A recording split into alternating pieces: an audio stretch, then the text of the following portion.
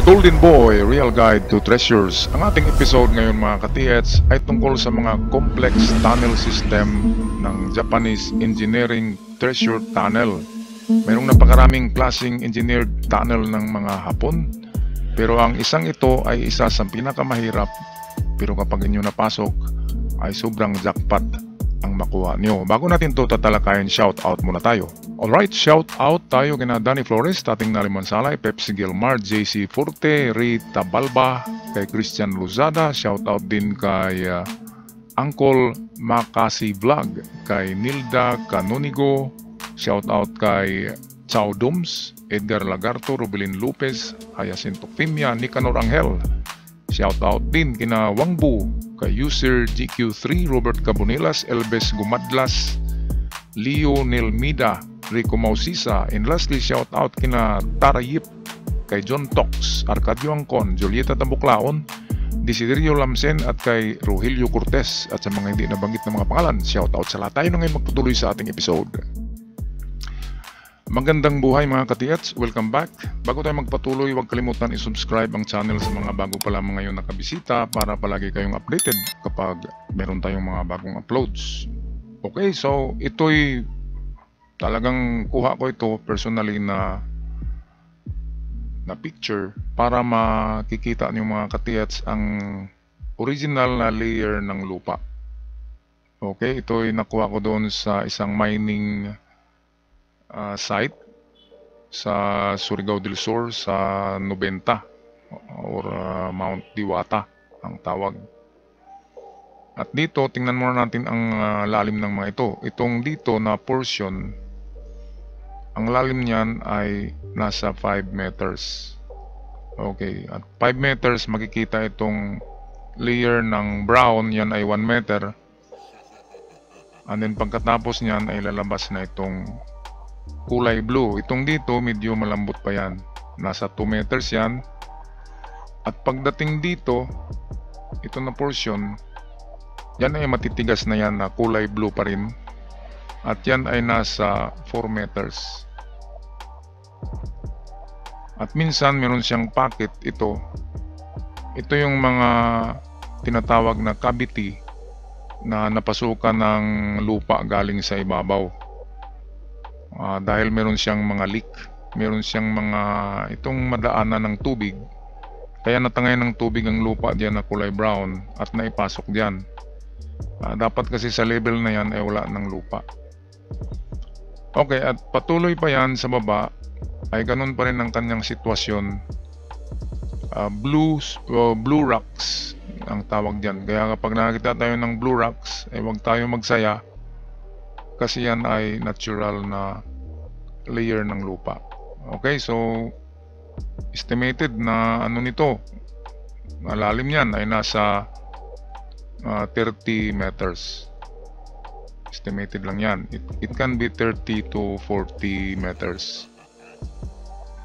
At dyan na mga distansya ito, ma-encounter nyo ang walang katapusan na kulay blue na soil. Okay, so kapag ganyan na palagi na lang kulay blue na soil or rocks ang makukuha nyo, hindi yan yung treasure vault. Yan ay yung tinatawag natin na itong yan yung tinatawag natin na bedrock mga ka-TH.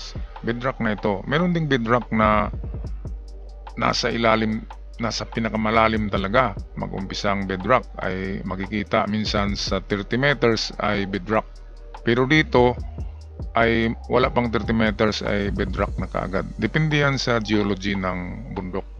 Pero sa atin ito talagang pinaka-common, kulay pula ang ibabaw at ang topsoil niyan ay brown. Okay, ngayon patuloy na tayo sa ito.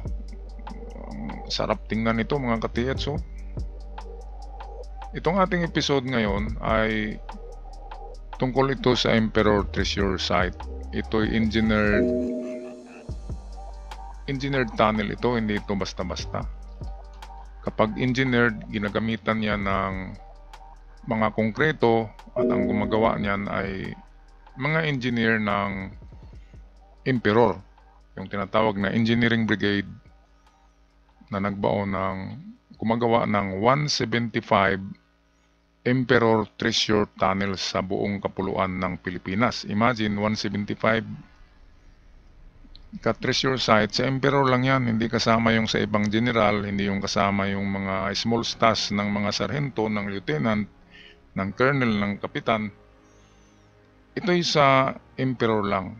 Imagine 175, sabihin natin ang 10 diyan ay nakuha na.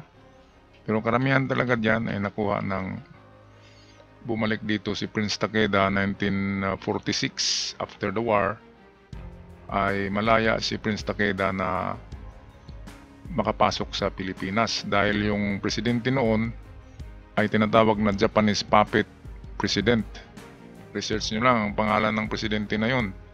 Ang nag-president ng 1946 to 1947 ay tinalagan ng Hapon na presidente na Pilipino para sila ay makabalik ng malaya sa Pilipinas at makapag-recover ng treasures. At ang pangalawang nag-recover niyan ay of course ang Amerika dahil nandun sa kanila ang karamihan ng mapa. Kaya ang natira sa atin ngayon nasa 50% pa rin na Imperial Treasure Site sa buong Pilipinas. Pero ang mga yan ay very secured, hindi basta-bastang mapasok, napakalalim, kaya hindi natin makuha. Yung mga nabalitaan nating nakuha, yun ang mga small stash, mga giveaways, at individual soldiers looted treasures. Ibig sabihin yung halimbawa ako, hapon, nagbaon ako ng sariling nakaw ko, isang box lang na alahas. Ganyan yan, kaya mababaw lang kasi ako lang nag-isa nagbaon. Pero dito sa Imperial Treasure Site ay isang batalyon ito, isang regiment ang gumagawa. Kaya ito, okay, makinig ng mga katiyats, ito yung mga palatandaan na merong Imperial Treasure, dalawang big boulder marker, at sa gitna niyan ay merong mga nakapatong-patong na boulders. Okay, itong malaking bato na dalawa, hindi yan nilagay dyan ng Hapon. Ito'y natural na lamang ito. Nandyan na yan, a million of years ago. Ito rin, natural na yan na nandyan at napakalaki niyan. Kasing laki ng bahay kubo yan. At hindi yan nabubuhat kahit ng mga Hapon. Kaya ang ginawa nila, nang makita nila yan sa bundok, sabi ng general, dito natin ibaon kasi merong napakalaking bato at hindi na ito magagalaw pa ng ninuman.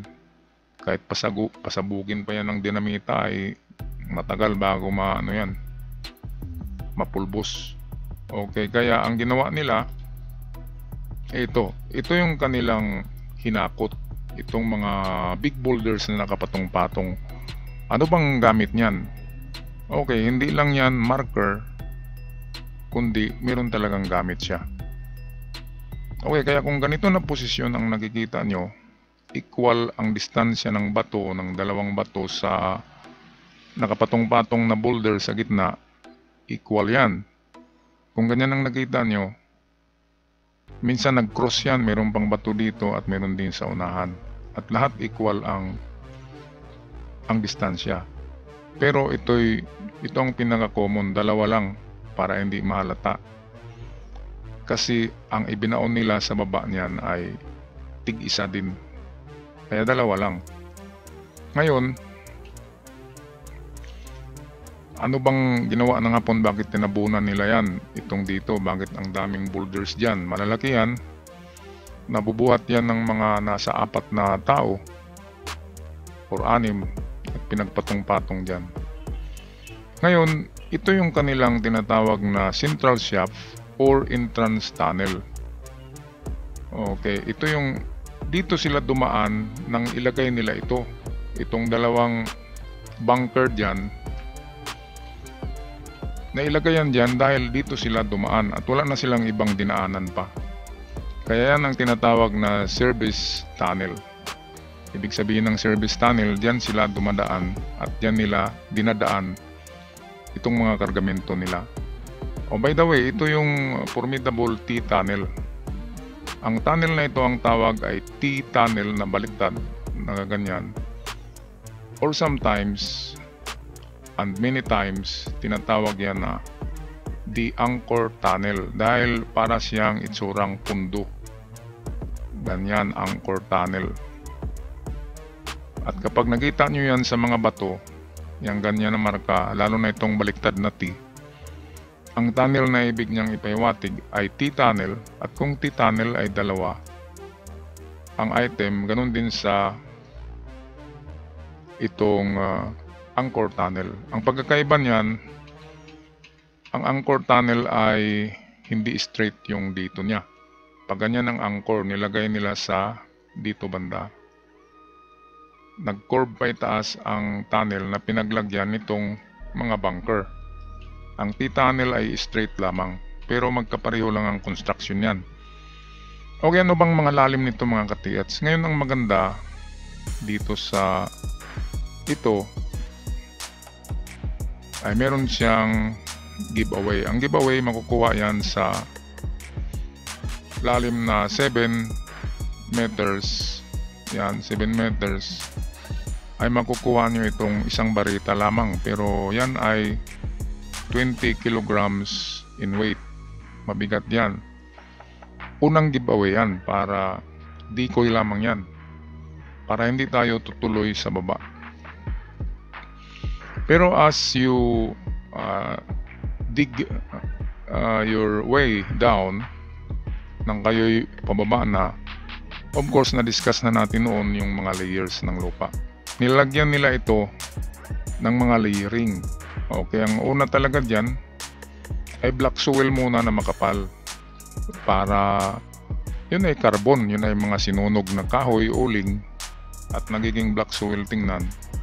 Ayon sa mga Japanese, ang black soil or carbon ay nakapagharang ng detection ng mga metal detector. Ibig sabihin, hihina ang detection ng ginto, kaya nilalagyan nila ng mga ganyan. Okay, sa ibabaw nito, dito na portion ay makikita natin ang basag na mga jars. Yung mga jars naman na yan, yan yung Japanese sake wine. Yung wine ng general ay nakalagay sa jars, hindi sa bote. Kaya binasag yun ng general after siya uminom nito at tinapon dito sa hukay. Kaya nakikita natin yan. Meron ding mga bote ng mga naghukay, mga beverages. Dito pa rin na level yan. And then bago makuha itong 1 bar ay merong mga layer dyan na merong mga putol-putol na kahoy, putol-putol na bamboo. Ang bamboo ay hindi yan nalalata, lalo na kapag sinunog muna bago nilagay nila. So kapag nakuha na natin itong giveaway na isang barita na malaki, ang tendency ay uuwi na tayo. Okay, dahil dito na layer sa pinatungan yan ay may mga bato diyan na inilagay na makapal at hindi madaling basagin. Kaya siyempre pag nakita natin ang 20 kilograms bar, kung 10 lang tayo na naghukay dyan, ay meron tayong tag 2 kilo. So 2 kilo ay nasa 6 million. Okay, uwian na tayo. Wag nyo nang para sa akin ay wag na nating hukayin tong iba pa. Tama na yung 20 kilograms gold bar mga katiyats, di ba? Kontento na tayo dyan, makapagtayo na tayo ng bahay, kabili ng sasakyan at makapagnegosyo. Okay, itong 20 kilograms bar nakukuha yan sa 7 meters hanggang 14. Ngayon pag nalagpasan nyo yan at napasok nyo ito, merong mga mga harang na mga bato bago mapasok nyo itong isang box ng gold bars. Gold bars na naman, pero marami na ito. Okay, nasa 10 pieces of gold bars hanggang 15 ang mga laman yan. Kaya akala natin ito na yung big deposit, kaya uwian na naman tayo mga katiyat. So tama lang na uwi na tayo, ang dami-dami niyan, hindi na yan mauubos. Ngayon kung talagang sakim tayo, very greedy, ay maghukay pa rin tayo kasi mayroon pa rin detection. Ngayon sa baba nito, mahalata natin to, mga pinatong-patong yan na bato, yan ay man-made. at naka-stretch yan, malayo yan. Yung distansya yan dito ay ganun kalalim ang distansya niyan. So ang distansya galing sa itaas ay ganun din ang span ng dalawang bunker. Kasi pag mag-design sila, equal talaga yan. So kung ano ang haba nito ay at lalim, ay ganun din ang layo ng dalawang bunker. So sabihin natin yan ay 30 meters, 15-15 ang bawat distansya galing dito sa sentro. So ito yung sentro, so 15-15. Ngayon palatandaan yan, kung makuha nyo itong sa gitna, ang palatandaan yan na meron pang dalawang giveaway. Kasi nakita nyo dito sa bato, may tatak siya na T. Or kung hindi man T na baliktad, di ba up yan? Ang down ay ganyan na T, di ba? Pero yan ay design ng treasure tunnel. Dito naman, kung nilagyan niya ng anchor sign, tunnel, ganyan. Ibig sabihin ay dalawang big deposit na bunker ang meron. So ganitong layout yun na makikita natin. Okay, ito hindi gawa-gawa ko ito.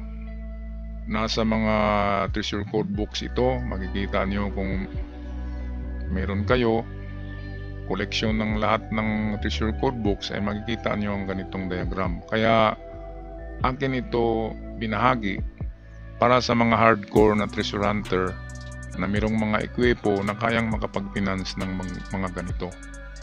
Okay, kaya 30 meters down below makikita ang dalawang kaliwat kanan na treasure bunker. At ang laman yan, pinakamaliit ay 3 tons bawat isa. So merong 6 tons diyan plus 1 ton na giveaway. All in all, 7 tons of solid gold bars. Pero hindi yan yung 24 carats. Yan ay nasa 22 carats gold. Mga dory bars kasi yan, hindi yan yung pure gold. Okay, so paano ba pasukin itong dito? Of course, yan, dito ay meron na yang nilagay sila na mga booby traps. Ito na portion.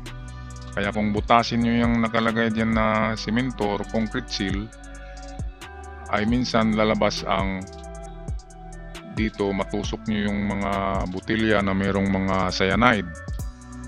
Mga poisonous gas ay lalabas yan, ang singaw, at dyan mamamatay ang mga tao. Kaya itong dito, wag nyo na itong ipagpatuloy mga ka-TH. Yan na portion. Lahat ng booby traps ay nakadesinyo na nilagay nila dito. Pagkatapos nitong medium deposit dyan. Kaya after makuha ang medium deposit, wag nyo nang galawin itong dito. Ngayon, saan ba yan natin dadaanin? Okay. Kaya nga nakarinig tayo ng treasure under the big rock. Dahil totoo yan. Ang mga nakuha lang sa under the big rock ay mga small stars yung dito lang nilagay. Pero ang totoo niyan kapag Emperor Treasure Site ay 30 meters down ay nandyan ang dalawang ito naghihintay na bunker. Ngayon pag dyan tayo dadaan sa dalawang bato na yan pababa, safety ang daanan dyan. Walang booby traps. Ang pag-open nila nito noon ay pag ganito yan, nang gumawa sila ng ganyan, ay ganito ang pagukay nila, tinatawag na inverted pyramid. At sa bawat ito layer ay iba-iba ang kulay ng mga ito. Kaya pag naghukay tayo, halimbawa, naghukay tayo dito. Kulayan natin ng green. Halimbawa, ako ito. Ayan, ako yan. And then naghukay ako dito. Natamaan ko itong mga layer na ito, brown, tsaka blue. So, natamaan ko yan. And then pagdating ko dito, solid na. Natural na ang lupa. Kaya sa analysis, sabihin natin natural na. Huwag na tayo magpatuloy. Kaya ang ginawa natin ay dito tayo dahil naka-coding ang layers. Kaya dito tayo dumaan sa medyo malambot kasi backfill ito. Itong dito, matigas na yan, so natural. So hindi tayo nagpatuloy dyan. Kaya dito tayo dito hanggang ma-encounter natin ang mga ito. Okay, tama naman tayo dyan. Pero sabi ko, pag nabutas nyo itong seal, ay sisingaw dyan ang itong poisonous gases at yan ay makakamatay. Ngayon, kung magpatuloy tayo dito, ay surrender na tayo dyan kasi matitigas na bato yan. Pero ang hindi natin alam ay nandyan talaga ang item. Kaya sundin nyo lang kung saan yung detection ng inyong scanner. Kahit natural na ang lupa, ay tirahin nyo pa rin. Kasi ang inyong mga scanner naman kapag legit, nagtuturo yan ng tama. Kaya kung dito natin tuhukain ito na direksyon, ang ating ma-encounter na layers ay mga original. Bakit original yan? Bakit hindi backfill? Kasi ang backfill ay narito, ito na portion. Lahat yan backfill at dito sila dumaan, kaya nila nailagay itong bunker dito. Kaya sila nagagawa ng bunker dahil diyan sila dumaan sa service tunnel. So kulayan natin ng pula. Okay, so ito yung dinaanan nila, service tunnel yan. Ayan. Yan, diyan sila dumaan para mailagay ang dalawa diyan. At kung napansin nyo mga katiyats, hindi ba letter T yan na baliktad. So ganyan ang diagram at design ng letter T or sometimes tinatawag na anchor tunnel. Okay, ang anchor tunnel ay lalong magulo yan. Kasi dito nilalagay ang bunker, hindi sa level ng ito, hindi level nito, at biglang mag-ano yan, gaganyan. Biglang mag-slant pataas para doon makuha ang mapasok ang bunker. Kaya ang anchor tunnel ay disenyo na anchor kasi ganyan talaga ang kanyang itsura sa ilalim ng lupa. Kaya mas maganda na itong T-tunnel kumpara sa anchor tunnel. Ang anchor tunnel, nako, ililigaw ka na naman doon. Imagine, mag-islant na naman yan at dito pala sa itaas niyan ang yung bunker na yan na mayroong mga gold bars. Okay, so sana ay meron akong naibahagi sa inyo mga katiyats na sa mga nagangad ng mga bunkers na mapasok, ay ito na yung pinakamalupit na treasure bunker design ng Emperor, gawa ng Engineering Brigade. Okay, so hanggang sa muli, ako'y magpaalam na. I'll see you on my next video dito lamang sa The Golden Boy, Real Guide to Treasures. Paalam!